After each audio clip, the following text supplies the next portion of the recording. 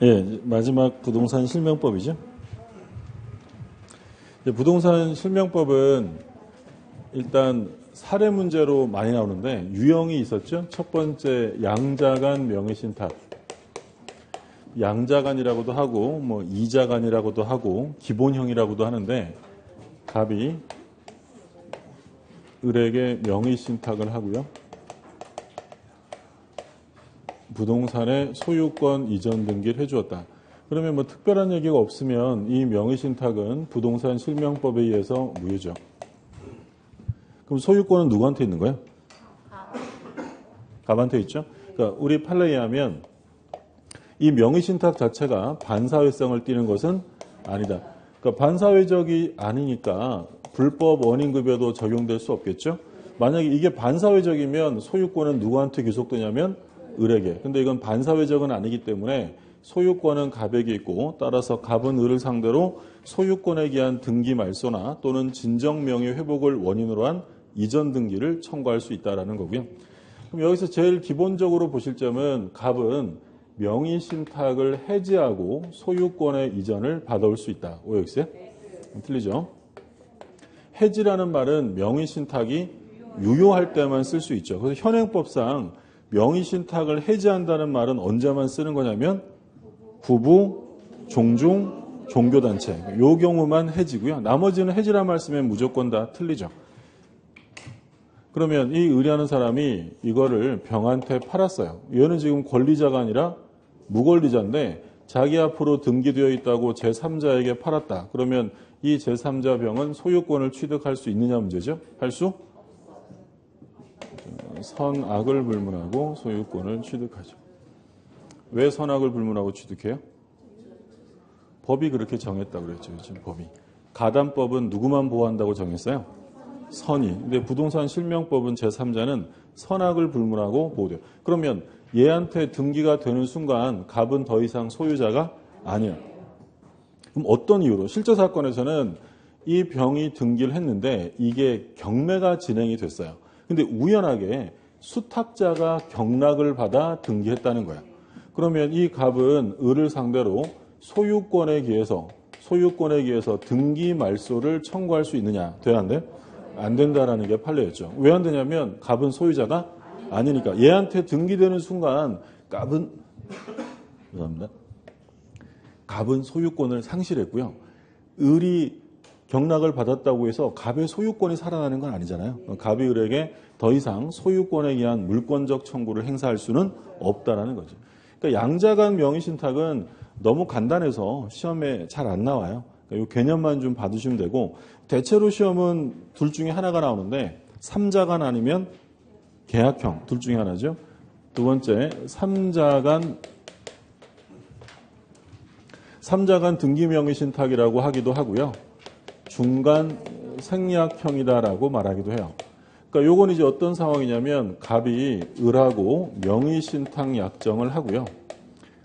병이라는 사람이 소유자인데 그러면 3자간 등기 명의신탁은 그 매매 계약을 한 사람이 신탁자예요, 수탁자예요? 얘가 계약을 했어요, 얘가 계약을 했어요? 얘가 한 거죠. 만약에 얘가 했으면 그건 계약형이에요. 계약형. 그러니까 3자간하고 계약형하고는 차이점이 이렇게 짝대기가 하나 있냐 없냐의 차이예요. 그러니까 얘랑 매매 계약을 체결하면서 갑이 병에게 부탁을 하는 거죠. 등기는 내가 이미 얘기해놨으니까 을에게 좀 줘라고 해서 이렇게 등기가 넘어가는 거예요. 이게 3자간 등기 명의신탁인 거죠. 그러니까 계약의 효력을 누가 받을 생각인 거냐면 갑이 받을 생각. 이게 이제 자기가 계약을 한 거죠. 3자간이고. 그럼 법률 관계를 보면 일단 갑과 을의 명의신탁은 유효예요, 무효예요?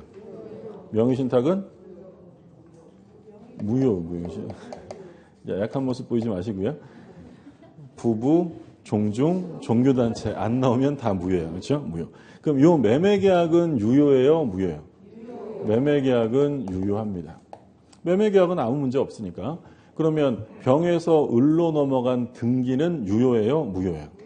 이 등기는 무효죠. 그렇죠? 지금 을에게 등기가 넘어올 실체관계가 있어요, 없어요? 없죠. 계약은 갑이 했고 명의신탁은 무효니까 얘한테 등기가 넘어올 실체관계가 없으니 원인무효 등기입니다. 그럼 누가 소유자라고 했죠? 저희가 할 때마다 그림을 그렸었는데, 자, 병이 소유자였는데 등기가 어떻게 됐죠? 을로 넘어갔어요. 근데 을의 등기가 무효래요. 누가 소유자예요? 병. 갑은 소유권을 취득한 바가 없어요. 그렇죠? 그러니까 이 을에게 직접 소유권에 기한 말소나 또는 진정명의 회복을 원인으로 한 이전 등기는 누가 해야 돼요? 병이 해야지. 갑은 그걸 구할 권리가 없어요. 그러면 이 갑이 정말소시키려면 어떻게는 가능하고요?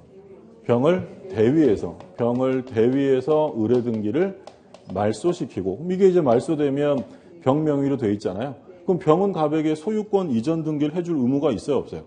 있죠. 매매계약 했잖아요. 그러면 이 의무에 따라서 갑이 등기를 이렇게 이전받아서 자기 명의로 실명화를 시켜야죠. 만약에 실명화 안 하면 어떻게 해요? 이행 강제금을 부과하죠. 예, 그래요. 그러니까 원래 명의신탁이라는 게 이 부동산 실명법이 만들어지기 전까지는 우리나라에서 폭넓게 인정해 왔어요. 학살과 판례가 모두 유효하다라고 했던 거야. 근데 이제 갑자기 그 문민정부 들어서면서 금융실명제와 부동산 실명제를 실시하면서 만든 법이에요. 그러니까 원래 해왔던 거를 금지시키려다 보니 상당히 강한 제재를 해요. 그러니까 명의 신탁한 사람과 수탁자가 있으면 누가 더 강하게 처벌되겠어요? 얘기했죠. 이게 얼마짜리예요? 그렇죠. 오이 먹는다 그랬잖아요. 오이. 언제 오이 먹는다고요? 3일절 날. 그렇죠? 얘는 5년 이하 2억 이하, 얘는 3년 이하 1억 이하 벌금이에요. 요것만 매우 끝나는 게 아니라 이 목적은 실명화 시키는 거잖아요. 그러면 1년 안에 실명화 안 시켜? 그럼 과징금 또 100분의 10 때리고, 2년 안에 안 시켜? 100분의 20 때리고. 실명화, 부동산 실명법을 위반하게 되면 실제로 뭐 걸리는 경우는 많지 않겠죠. 근데 만약에 걸리면 굉장히 피해를 많이 보게 되는 거죠. 그러니까 이 갑은 실명화를 시켜야 될 때 어떻게 시킨다고요? 병을 대위에서 말소하고 이 유효한 매매를 원인으로 이전 등기를 받아가면 돼요. 그럼 만약에 이 갑이 병한테 명의신탁이 무효니까 내 대금을 돌려달라라고 대금 반환을 청구할 수 있어요, 없어요?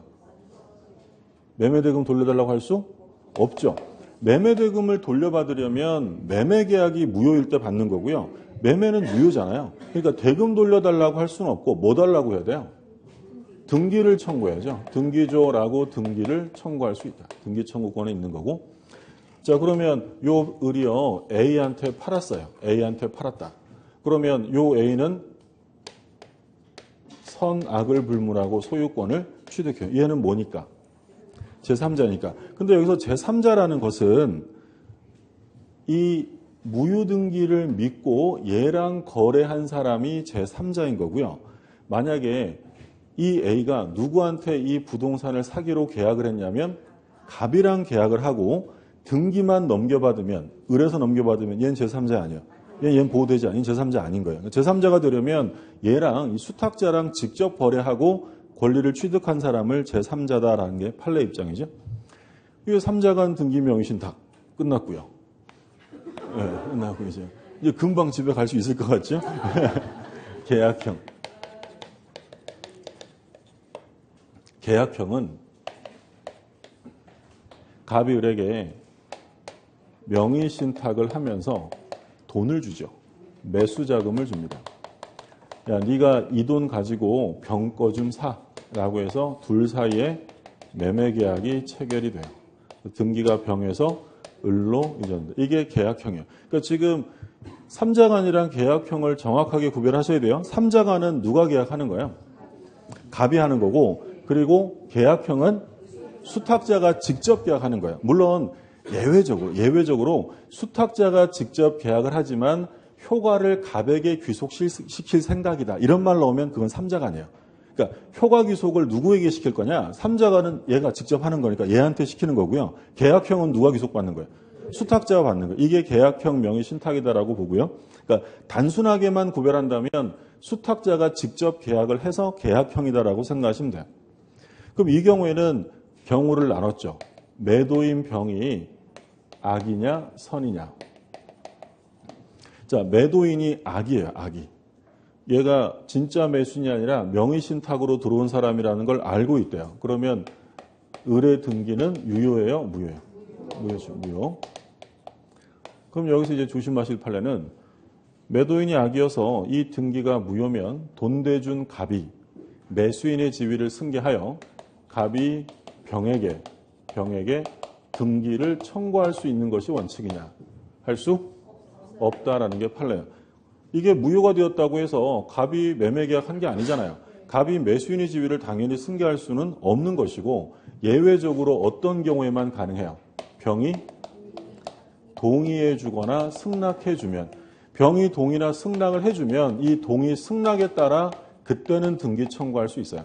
근데 병이 동의 승낙했다는 말이 없으면 갑은 병에게 등기를 청구할 권한이 없다라는 게 판례죠.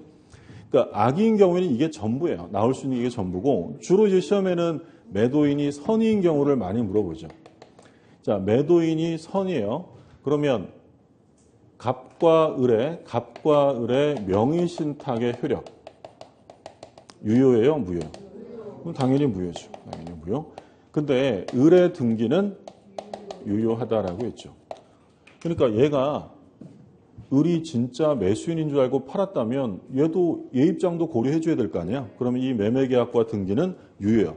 근데 얘가 뻔히 알면서도 팔았다면 얘 고려해 줄 필요 없는 사람이에요. 그러면 매매와 등기가 무효화된다라고 법이 정한 거죠. 항상 조심하실 점은 매도인이 선일 때 물권 변동이 유효하다는 것이지 명의신탁이 유효가 된다는 얘기는 아니에요. 명의신탁은 무효예요. 그러니까 만약에 지문에 갑은 을과의 명의신탁을 해지하고 이전 등기를 청구할 수 있다. OX예요.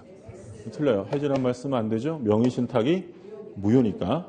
그러면 갑은 어떻게 할 수밖에 없냐면 이 명의신탁이 무효니까 갑이 을을 상대로 부당이득을 청구할 수밖에 없죠.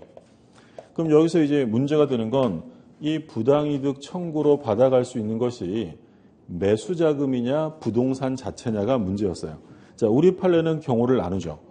부동산 실명법이 부실법이 제정되기 전에 한 것이냐 후에 한 거냐. 부실법 전에 한 거면 뭐야? 부동산 자체예요, 매수자금이에요? 그렇죠. 부동산 자체. 그 등기 청구할 수 있다는 거죠. 그다음 쉽게 생각하시면 실명법 전이면 무효일 때요, 유효할 때 한 거예요.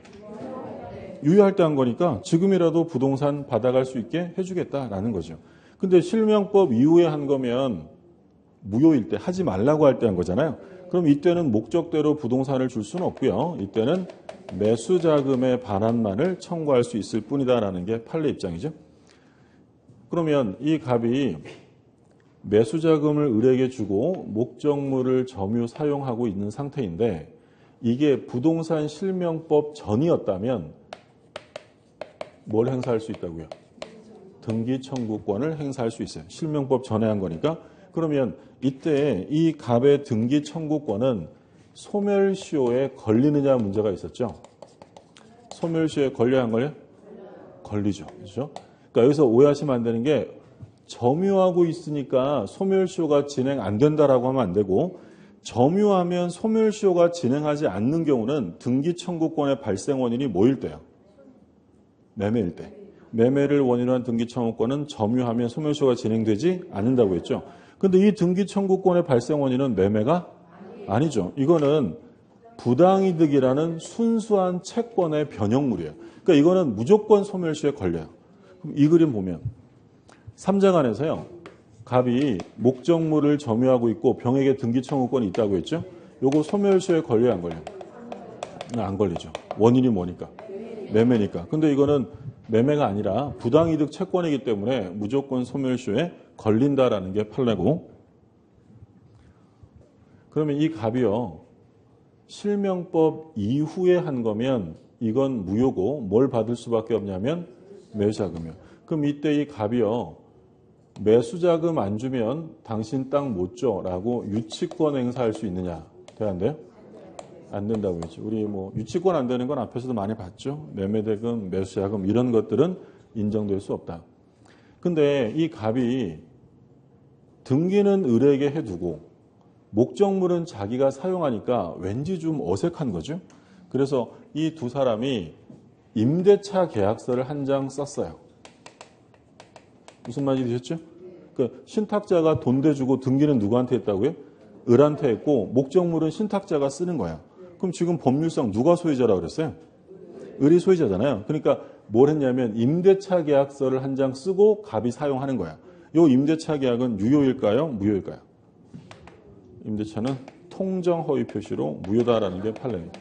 얘가 얘한테 차임을 줘야 안 줘요? 당연히 안 주죠. 그러면 요 임대차 계약은 통정 허위 표시로 무효고 다만 뭐가 설정된 것으로 볼 수 있느냐? 공짜로 쓰는 게 뭐야? 사용대차 계약이 체결된 것으로 볼 수는 있다라는 게 판례예요. 그러면 얘가 이 목적물에 비용을 썼어요. 갑이 점유 사용하면서 필요비나 유익비를 썼다. 이거 받을 수 있겠죠? 비용이니까. 그러면 이때 갑이 을에게 이 비용을 돌려달라고 할 때 203조 점유자 회복자에 기한 비용 상환 청구를 할 수 있을까요? 사용대차에 기해서 해야 될까요? 그렇죠. 203조에 기한 비용 청구할 수 없다. 요거 기억나세요? 우리가 점유자 회복자 관계 할 때 뭐라고 했냐면 점유자 회복자 관계에 기한 203조 비용 상환 청구권은 점유할 적법한 권리가 없을 때 행사하는 것이고 점유할 적법한 계약 관계가 존재하고 있었다면 203조에 따라 비용 청구하라고 했어요? 계약 관계에 따라 그랬어요? 계약 관계. 그러니까 지금 무슨 계약 관계가 인정된다고요? 사용대차가 인정되니까 사용대차에 기한 비용 청구를 해야지 203조에 기한 비용 청구할 수 없다라는 게 판례예요. 보고 가죠.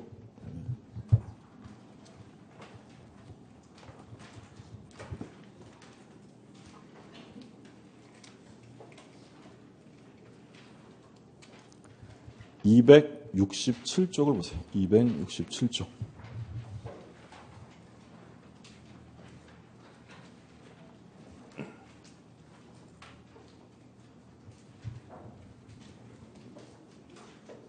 (267쪽) 판례 박스 있죠? 자, 판례 내용 볼게요. 민법 제203조 2항에 의한 점유자의 회복자에 대한 유익비 상환 청구권은 점유자가 계약관계 등 적법하게 점유할 권리를 가지지 않아 소유자의 소유물 반환 청구에 응해야 할 의무가 있는 경우에 성립되는 것으로. 그러니까 점유자 회복자에서의 비용 청구는 비용을 쓸 당시에 점유할 권리가 적법하게 없을 때만 하는 거야. 있었다면 어떻게 하느냐? 그럼 밑에 파란 것이 점유자가 유익비를 지출할 당시 계약관계 등 적법한 점유 권한을 가진 경우에 그 지출 비용의 상환에 관하여는 그 계약관계를 규율하는 법조항이나 법리 등이 적용되는 것이어서 점유자는 그 계약관계 등의 상대방에 대하여 해당 법조항이나 법리에 따른 비용 상환을 청구할 수 있을 뿐이지 계약관계 등의 상대방이 아닌 회복 당시 소유자에게 203조에 따른 비용 상환 청구할 수는 없다라고 했죠. 읽어보니까 좀 어렴풋하게 기억이 안 나죠? 이거 할 때 우리가 이거 봤었어요. 그러니까 뭐 봤냐면 갑이 을에게 임대차를 해줬어요. 얘가 임대차 도중에 유익비를 썼는데 소유자가 갑에서 병으로 바뀐 거예요. 그러면 새로운 소유자가 임차인에게 나가라고 하면 대항할 수 있어요? 나가야 돼요? 나가야죠. 대항 요건 갖춘 게 없으니까. 그럼 얘가 알았어, 내 나갈 테니까 203조 점유자 회복자에게 해서 유익비 줘라고 청구할 수 있느냐 이걸 물었었잖아요. 돼 안 돼요? 안 된다는 거예요. 왜냐하면 얘는 돈 쓸 때 임대차라는 적법한 점유할 권한이 있었죠. 그러면 임차인의 비용 상환 청구권이 별도 규정이 있어요? 없어요? 필요비는 즉시, 유익비는 종료시. 그게 아까 우리 626조 임대차에서 공부했던 거잖아요. 그러면 임대차 편의 비용 청구가 규정돼 있으면 이 규정에 따라 상대방에게 유익비를 청구해야지 점유할 권한이 있었는데 203조를 주장해서는 안 된다는 거예요. 그럼 마찬가지로 얘도 이 사건에서도 이 갑이라는 사람이 비용을 썼다면 점유할 적법한 관계가 있다고 본 거야, 없다고 본 거야? 임대차는 무효지만 뭐가 있다고? 사용대차. 그러면 203조에 기해서 하라는 거예요? 사용대차에 기하는 거예요? 계약 관계가 있으면 거기에 따라 비용 청구를 하라 이런 얘기죠. 이해되셨죠? 예. 그리고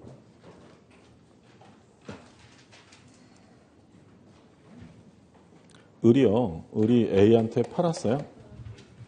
매도인이 선인데 이 을이 A한테 팔았다면 이 A는 선악불문 취득이죠. 그럼 A는 선악불문하고 취득하는 이유가 뭐예요? 법률의 규정 때문이에요? 권리자에게 샀기 때문이에요? 얘가 선이면 누가 소유자예요? 을이 소유자예요. 그럼 얘는 소유자에게 샀기 때문에 당연히 선악을 불문하고 권리를 취득해요. 그러면 요 을은 횡령죄의 죄책을 질까요? 안 질까요? 안 지고 횡령죄가 될 수 없죠. 그렇죠? 옛날에 이게 중개사 실무시험에서 한번 출제됐어요. 횡령죄냐? 횡령죄 아니고요. 횡령죄는 형법상 횡령죄는 조문이 어떻게 시작하냐면 타인의 재물을 보관하는 자가 이렇게 시작이 돼요. 타인의 재물을 보관. 일단 누구 거야 돼요? 남의 걸 꿀꺽해야 되잖아요. 근데 이건 남의 거예요, 자기 거예요? 자기 거죠. 이거 횡령이 될 수 없죠. 그럼 여기서 이게 이제 변경 판례였는데 삼자간 명의신탁에서 을이 요 A한테 팔았어요. 누구 거예요, 이거 지금? 삼자간에서는. 아까 갑은 소유자가 된 적이 없는 사람이에요. 누구 거라 그랬어요? 병 거요. 그럼 자기 걸 팔았어요? 남의 걸 팔았어요? 남의 거. 그럼 이게 횡령죄가 되느냐 문제였는데 이게 예전에는 횡령죄라고 봤는데 판례가 폐기되고요. 횡령죄가 아니다라는 게 판례. 왜 횡령죄가 아니냐면 그 형사상 횡령죄는 타인의 재물을 보관하는 자라고 돼 있어요. 이때 보관이라는 건 그 맡긴 사람과 맡은 사람의 위탁 관계가 있어야 돼요. 근데 얘가 얘한테 보관시킨 건 아니죠. 그러니까 이건 형사상 그 횡령죄의 죄책을 주체가 될 수 없기 때문에 횡령죄가 성립하지 않아요. 그럼 여기서 만약에 갑이 을에게 명의신탁을 했어요. 을이 A한테 팔았다. 그럼 이건 얘 횡령일까요? 아닐까요? 지금 무슨 말인지 이해됐어요? 그러니까 갑이 을한테 명의신탁을 했잖아요. 그러면 이 을은 자기 거예요? 갑 거예요? 갑 거죠. 근데 팔았다는 거예요. 이게 횡령이냐? 이건 횡령이에요. 왜냐하면 얘가 얘한테 뭐 해준 거니까. 보관시킨 거잖아요. 위탁관계가 있기 때문에 이게 횡령이고 여기서는 얘가 얘한테 보관시킨 게 아니잖아요. 그러니까 이건 횡령이 될 수 없다. 그래서 현행법상 변경된 판례에 의하면 양자간 명의신탁에서만 횡령죄의 죄책이 나오고요. 삼자간과 계약형에서는 횡령죄의 문제가 생기지 않는 거예요. 그렇죠? 자, 하나만 더 볼게요.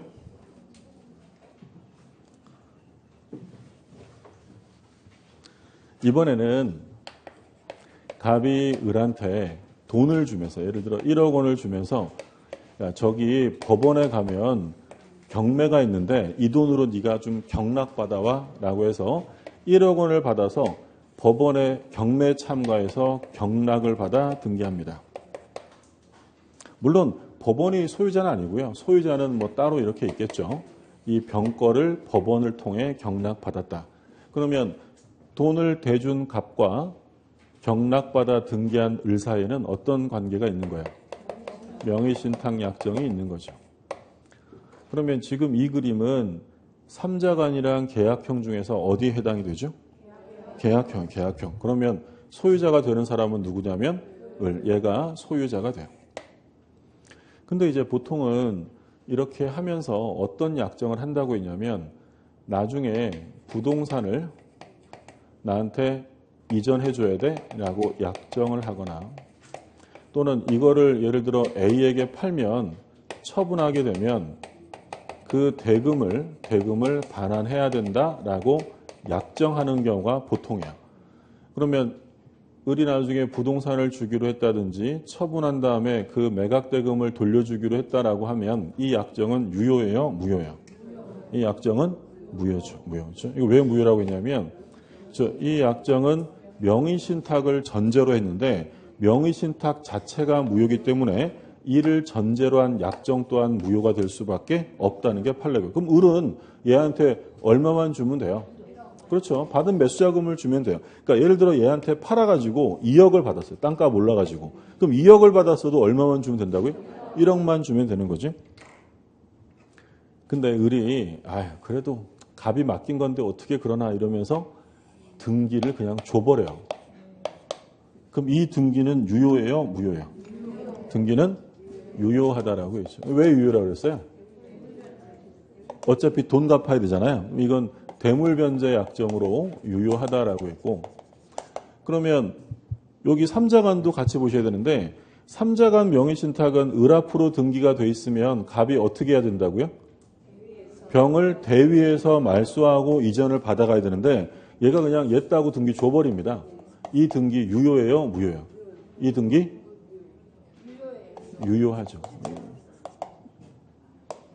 네, 실죠. 돈 내고 샀잖아요. 돈 내고 샀으니까 이 등기가 이렇게 대위 말소되고 받아가지 않고 직접 넘어가도 무효로 볼 수는 없다라는 게 판례예요. 그러니까 결론은 둘 다 직접 주면 그 등기는 무효예요? 유효하다는 거예요. 유효하나. 하나 조심하시라고 하는 게 있었죠. 이 병이라는 사람이 요 을이 명의신탁 약정을 통해서 들어왔다는 사실을 알고 있었어요. 악의자예요. 악의자. 그러면 이 등기 유효예요? 무효예요? 이거 유효하다라고 조심하시라고 했죠.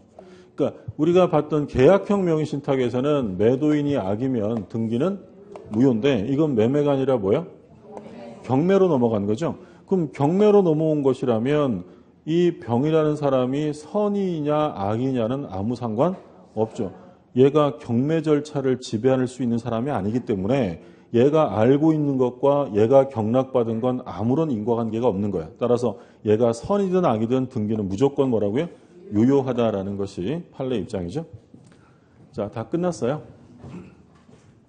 지금 양자간하고 삼자간하고 계약형을 받고 그리고 경매를 통하는 경우도 같이 봤는데, 그러니까 이 사례에다가 이 말 그냥 집어넣을 수도 똑같겠죠? 예를 들어서 이 계약형 명의신탁에서 을이 A에게 팔고 그 대금을 갑에게 주기로 약정했다면 그 약정은 유효예요? 무효예요?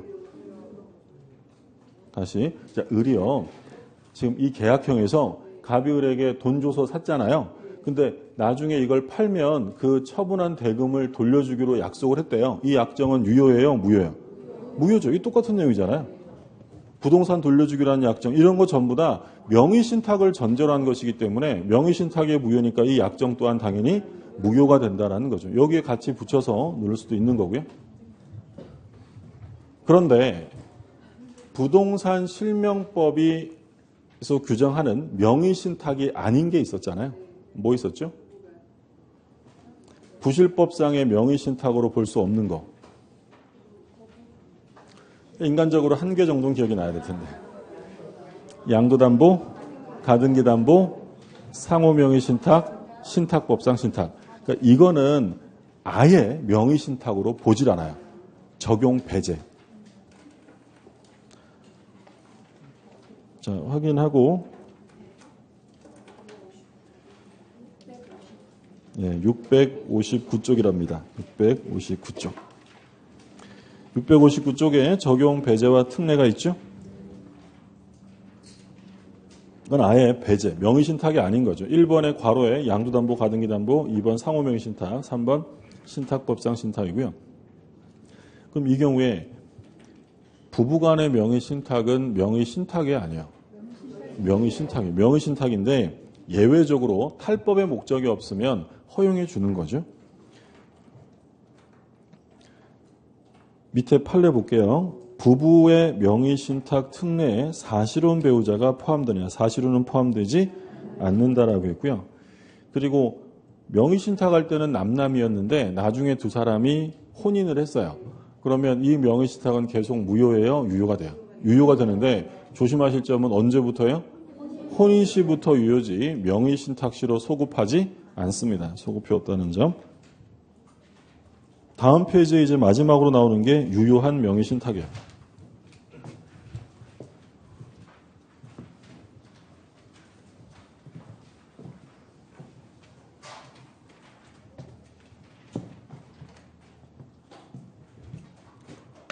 갑이 을하고 명의신탁을 했는데,